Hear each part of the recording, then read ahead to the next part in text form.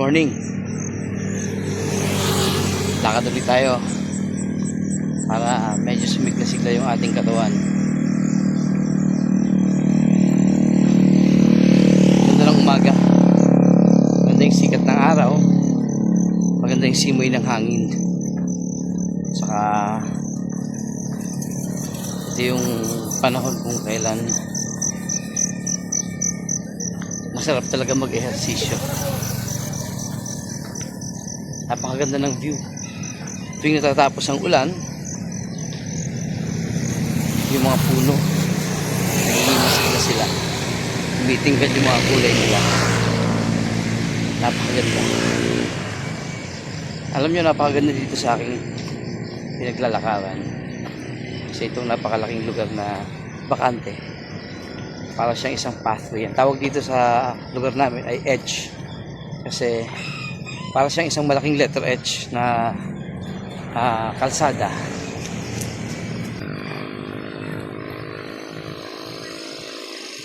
May kwento ko lang sa inyo, mga minamahal. Alam ko, kanya-kanya tayo, may mga nakaraan. Meron tayong mga nakaraan na gustong kalimutan, mga nakaraan na lagi nating nire-reminisce. Pero most of the times, mga nakaraan na ayaw na natin balikan pa. Kaya ko po, noong ako ay first year college, punong-puno ako ng pag-asa. May nag-aral sa Cavite State University sa Indang. Noong time na yun, may mga kaibigan ako na gustong sumali sa dance group. Yung dance group na binuo ng Cavite State University noon, tinatawag na Team Squad. Noong una hindi ko naman gustong sumali, pero pinalad na matanggap at makasayaw sa mga acquaintance, sa mga program ng eskwelahan.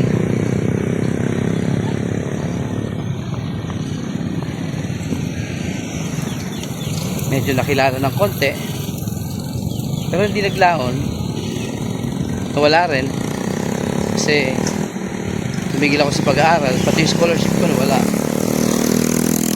Bankrupt kasi nun yung company ng tatay ko. Then, after nun, sunod-sunod, naghirap kami. Talagang, as in, talagang tatay ko, yung kapatid ko, namumulot ng panggatong.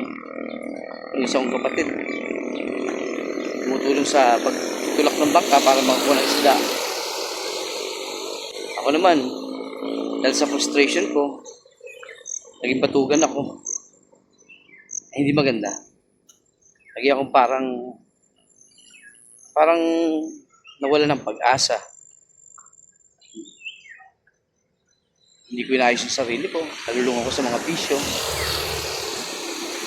alak, sigarilyo, iba pa. Parang nawalan ako ng pag-asa. That time, bago ako tumigil sa pag-aaral, meron akong isang profesora na isang atheist. Dahil doon, minsan nakakakwentuhan ko siya. At dahil sa nangyari sa buhay namin, parang pakiramdam ko, wala naman talagang Diyos. Kaya nag-decide ako noong time na yun maging atheist. Nawalan ako ng tiwala sa Diyos.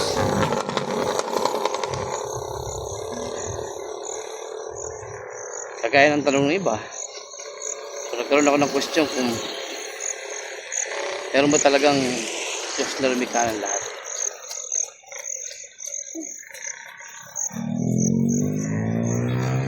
So naging walang kabuluhan yung buhay ko noong time na yan. Alam nyo, kagaya ng tanong ko sa sarili ko noon, ganun din yung tanong ng maraming mga atheist ngayon. Kasi naniniwala sila sa evolution, naniniwala sila sa Big Bang Theory. Pero kung titingnan natin ang lahat, no, napakalaki ng ebidensya na everything was created.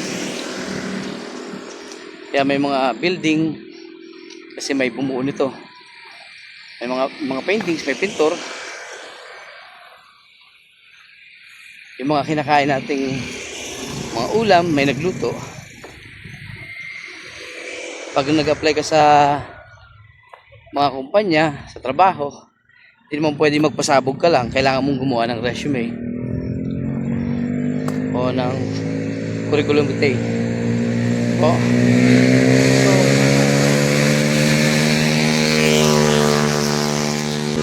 napakalaki ng ebidensya na everything was created. Merong creator. Itong mundo, nilikha ng Diyos. Tayo nilikha ng Diyos.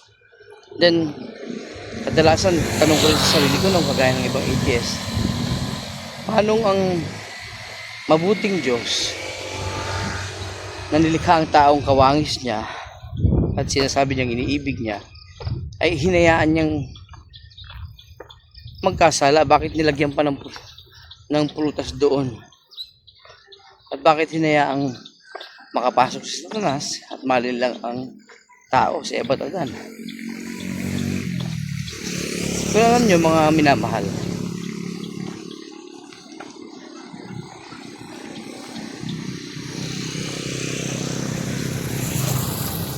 hinayaan ng Diyos na mangyari yun to display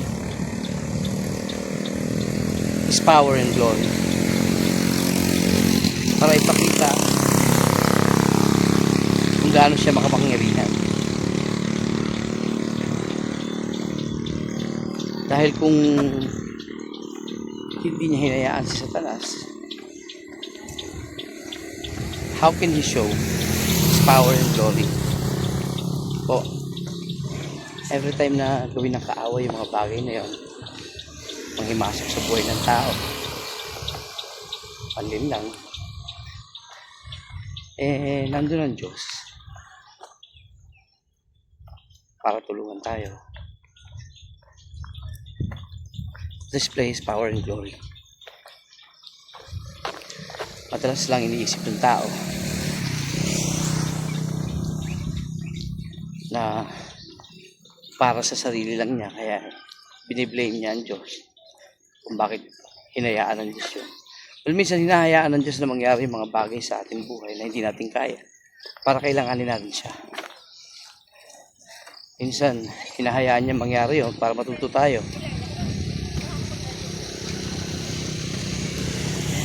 Kasi kung hindi niya hahayaang mangyari yun,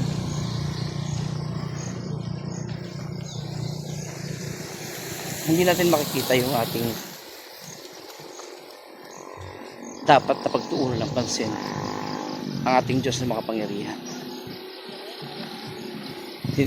Pag lagi tayong masaya, hindi natin magagawan lumapit sa Kanya. Minsan nga, for example, kapag sumasahod sa trabaho,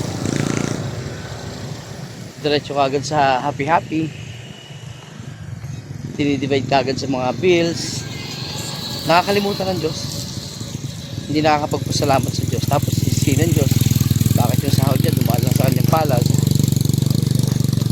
naubos ka agad, samantalang katiwala lamang tayo.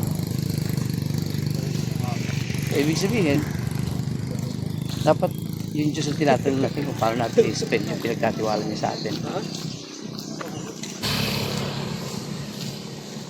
Prutas ng pagkaalam ng mabuti at masama, nilagay yun ng Diyos ko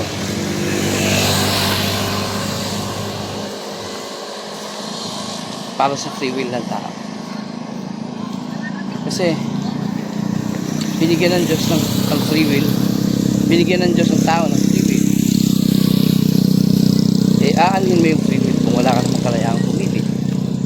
So inilagay ng Diyos ang puno ng pagkaalam ng mabuti at masama.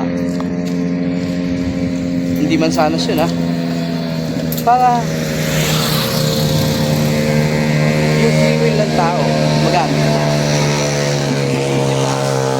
Hindi ng Diyos. Pipiliin niya na sundin ng Diyos, sumuhay sa Diyos.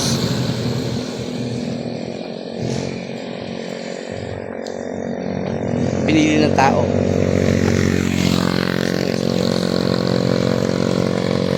Minsan akala ng tao nagkukulang siya, wala siya ng mga bagay-bagay na gusto niya. Akala niya, walang-wala siya, pinababayaan siya ng Diyos. Well, actually, yung pagkalin lang sa tao kila Eva at anong time na yun, pinagmukha ng kaaway na yung mga bagay na meron sila ay wala. Like for example, sabi ng serpent, hindi naman kayo tunay na mamamatay. Totoo, physically, not spiritually.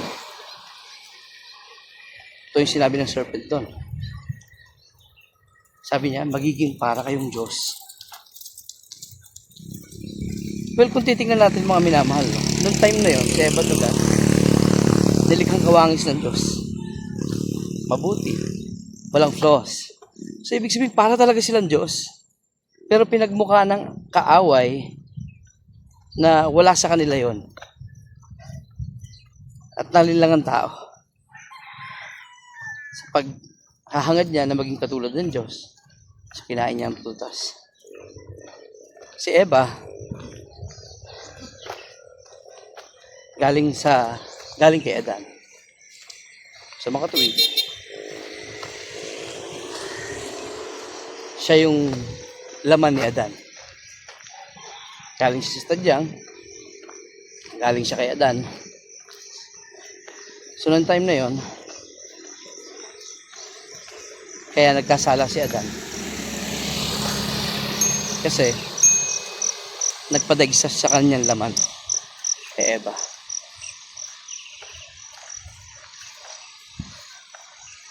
Kaya, ang mga tao na pupunta sa hindi paniniwala sa Diyos o pagkagalit sa Diyos o di kaya naman paghahanap ng mga bagay na sa tingin nila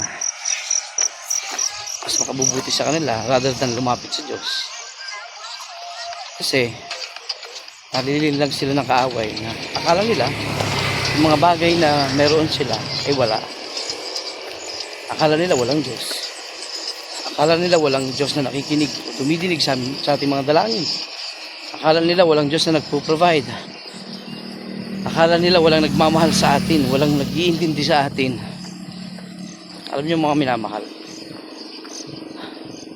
ang lahat ng mga likha ng Diyos, sa mga hayop, mga puno, pagmamasdan niyo sila, hindi sila nawawalan ng pagkain dahil hindi sila pinababayaan ng Diyos. Tayo pa kaya ang mga nilikha niyang kawangis na. Problema, nagpapalin lang tayo sa kaaway. Iniisip natin na walang Diyos, walang nagpo-provide, walang umiintindi sa atin. Nagagalit tayo. Kaya pinipilit nating kumilos sa sarili natin, gamitin yung sarili nating kakayahan, hindi kumonsulta sa Diyos, hindi paniwalaan ang salita ng Diyos. Pinipilit nating mahalin yung sarili natin. Love yourself, yun ang katwiran natin. Pinipilit nating gawin ang mga bagay na ayon sa atin, sa nais natin. Kaya parang tayo nagiging Diyos ng ating buhay. Yan yung nangyari kay Eva at Adan. So, nung makilala ko ang Diyos, na-realize ko ang laki ng pagkakamali ko.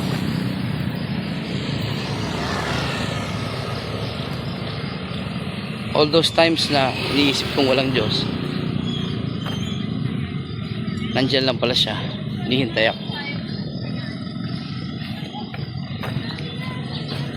Tapos pinili ko pang hanapin yung ikapapahama ko kaysa hanapin ng Diyos. Sabi ng Panginoon, when you seek, you shall find me. Dumating yung time na pumasok sa isip at puso ko na meron sigurong Diyos. Bakit hindi ko try na kilalanin siya?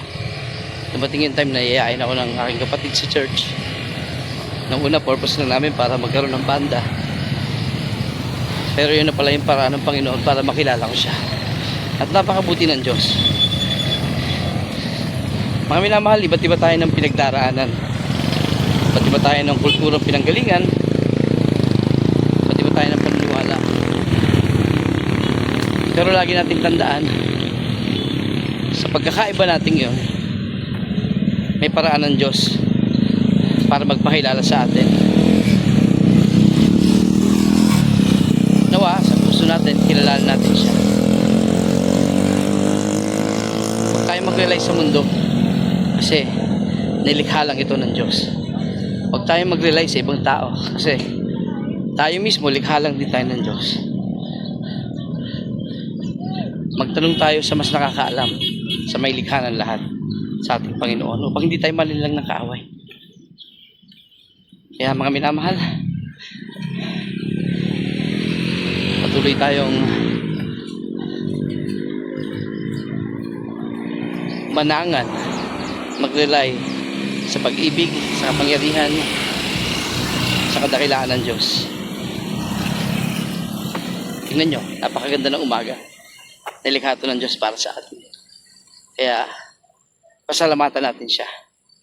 Uli, magandang umaga. God bless po sa inyo lahat.